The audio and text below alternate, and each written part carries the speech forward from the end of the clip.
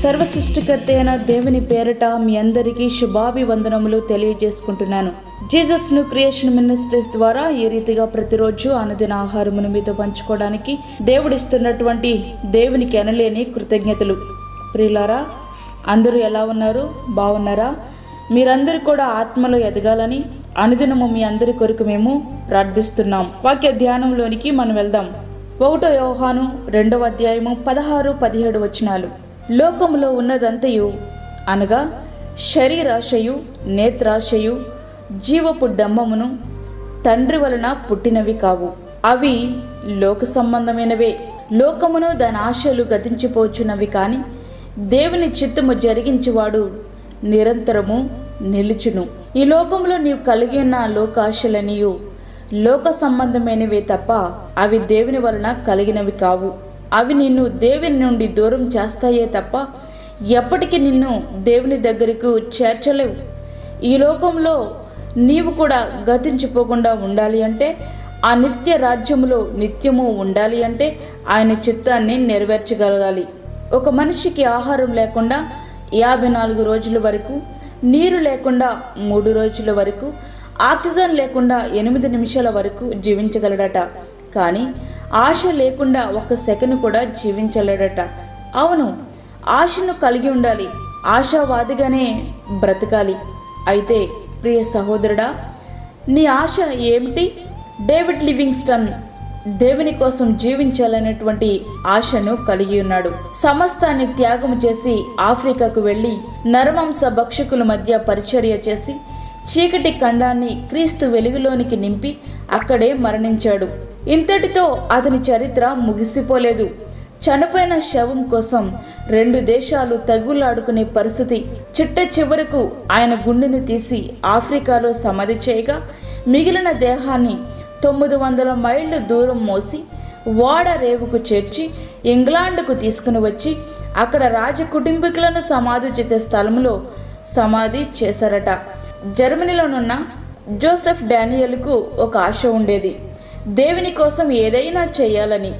అమెరికాలోని మొలక్క దీవులోనున్న కుష్టు రోగులకు సేవ చేయడానికి వెళ్ళి తాను కూడా కుష్ఠరోగిగా మారిపోయాడు.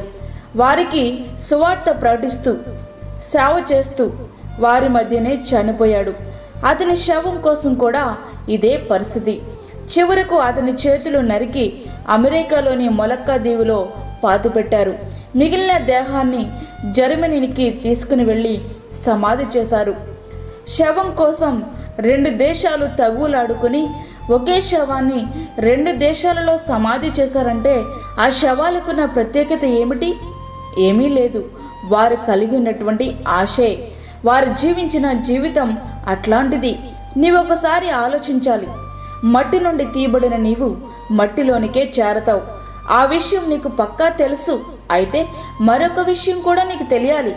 నీ ఆశలు భూ సంబంధమైనవైతే నీ క్షయమైన శరీరముతో పాటే అవి కూడా క్షయమైపోతాయి. అంతేకాదు, మరొక విషయం కూడా నీకు స్పష్టంగా తెలియాలి.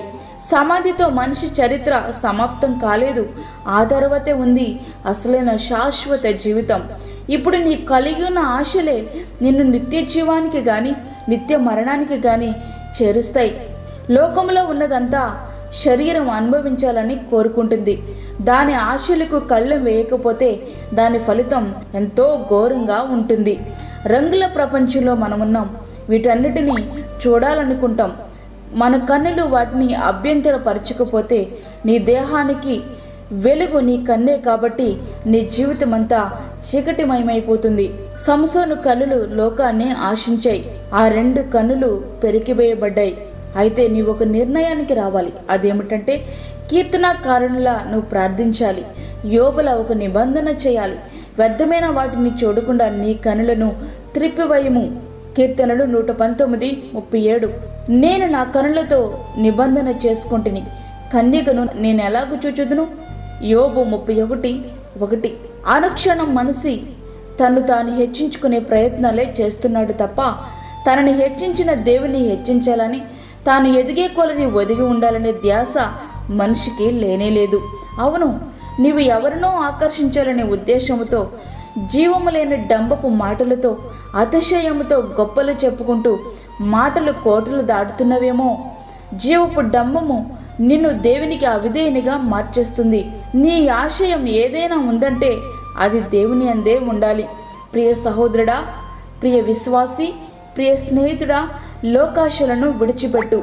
ఎందుకంటే నిన్ను ఆకర్షించే ఈ లోకం కాటు వేసే విష సర్పము. దాని జోలికి పోవద్దు. లోకంలోనే నీవు ఉండాలి, కానీ లోకం నీలో ఉండకూడదు. దాని ఆశలను నీవు అనుసరించకూడదు. దాని గమ్యం నిత్య మరణం. దేవుని చిత్తాన్ని జరిగించడానికి నీ ఆశను కలిగి ఉండు. దాని గమ్యం నిత్య జీవం. ఆ రీతిగా మన జీవితాలను సిద్ధపరచుకుందాం. అట్టి కృప ధన్యత దేవుడు మనకు అనుగ్రహించునుగాక. ఆమేన్. వాక్యం ఉన్నటువంటి ప్రేమైన దేవుని బిడలారా, ప్రార్థనలో ఏకీభవించండి. పరిశుద్ధమైన తండ్రి, ప్రేమగల యేసు ప్రభువా, శ్రేష్టమైన మరి ఒక దినం మా జీవితంలో మీరు అనుగ్రహించారు. నీకు వందనాలు. ఈ దినమంతా నీ కాపుదలు దయచేయండి, నీ భద్రత దయచేయండి. యేసయ్య, వాక్యం విన్న ప్రతి ఒక్క బిడలో నీ యొక్క వాక్యము ఫలించినట్లుగా సహాయం చేయండి. బలహీనులుగా ఉన్న వారిని బలపరచండి. చంటి బిడ్డలను, వృద్ధులను, గర్భిణీ స్త్రీలను మీరు జ్ఞాపకం చేసుకునండి. యేసయ్య, నీకు వందనాలు, స్తోత్రములు చెల్లించుకుంటున్నాము తండ్రి. అలాగే గర్భఫలము లేని బిడ్డలకు గర్భఫలము దయచేయండి. అదే విధంగా తండ్రి, అప్పుల బాధలతో ఇబ్బంది పడుచున్న నీ బిడ్డలకు కావలసిన కృపను అనుగ్రహించండి. దూరదేశంలో ఉండి వాక్యం వింటున్న నీ బిడ్డలకు నీ యొక్క కృపను అనుగ్రహించండి. ప్రభు, వారికి నీ సహాయంను దయచేయండి.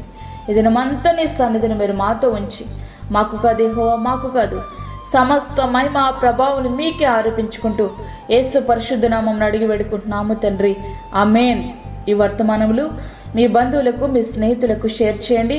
దేవుని పనిలో మీరు కూడా పాలిభాగస్తులు కండి. అదేవిధంగా మీ ప్రార్థన అవసరతలు మాకు తెలియచేయండి. మా ఫోన్ నెంబర్ 9177377559. దేవుడు మిమ్మును, మీ కుటుంబమును దీవించునుగాక. ఆమేన్. దేవుని పనిలో మీ సహోదరి అన్నామణి సాల్మన్.